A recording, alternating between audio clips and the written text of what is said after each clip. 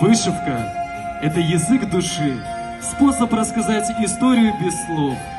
Каждая нить, проведенная сквозь ткань, хранит дыхание времени, тепло рук и тайну души.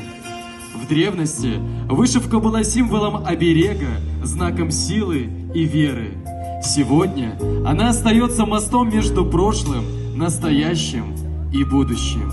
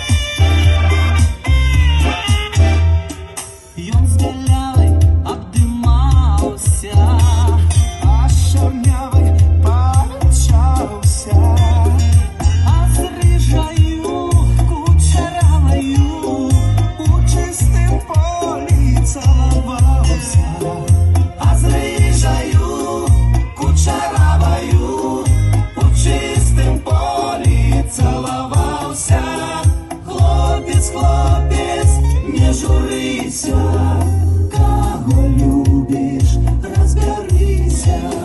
Хлопец, хлопец, не журися. Кого любишь, оженися.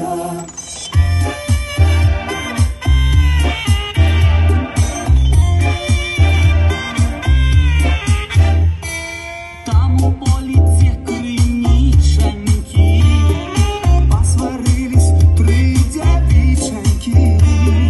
Белявая, чернявая, а третья рыжа кучерявая.